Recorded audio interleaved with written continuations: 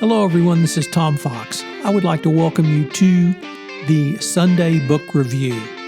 The Sunday Book Review is the series where I discuss books which impact the compliance practitioner, the legal professional, and the business professional.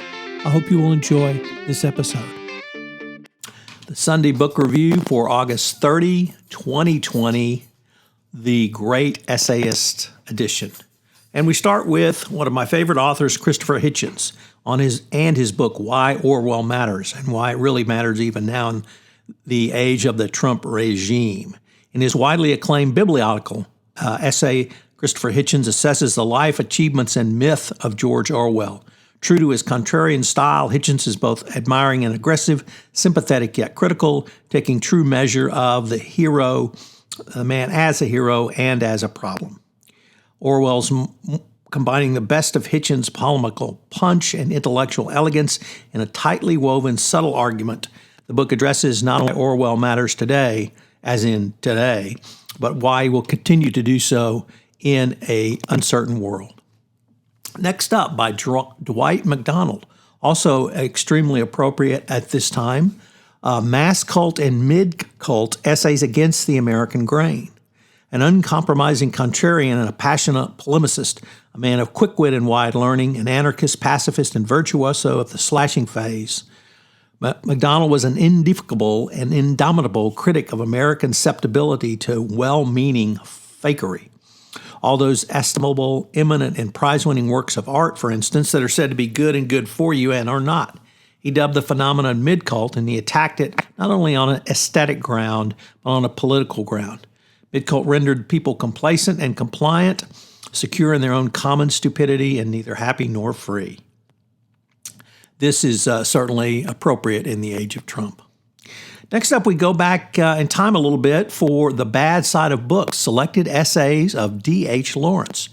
You could describe him as the great multi-instrumentalist among great writers of the 20th century. He was brilliant, endlessly controversial.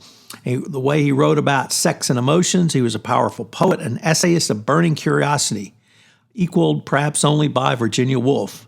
Here, Jeffrey Dyer, one of the finest essays of the day, draws on a wide range of Lawrence's published essays to introduce him to a new generation of readers to whom the essay has become an important genre.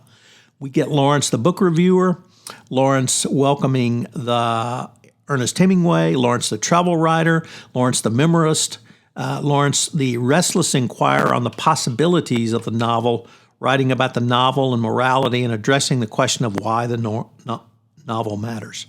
And finally, Lawrence meditates on the bird song or death of a porcupine in the Rocky Mountains. It's a very interesting book. We conclude with Typewriters, Jellyfish, essays by Tom McCarthy.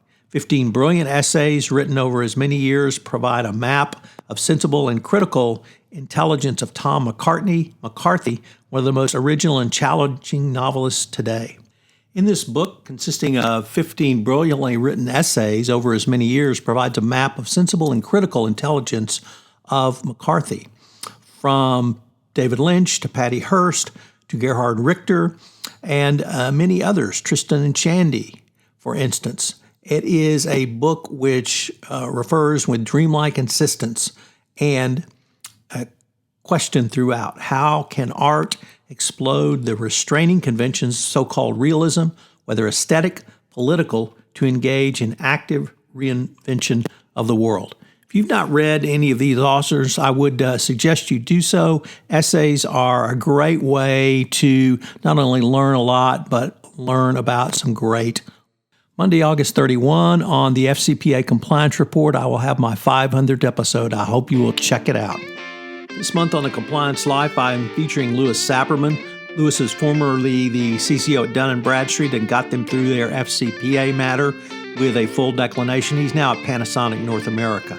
So check out the Compliance Life with Louis Saperman. Also, this month on 31 Days to a More Effective Compliance Program, I take up the role of the Board of Directors in a Best Practices Compliance Program. Check out these and many other podcasts on the Compliance Podcast Network.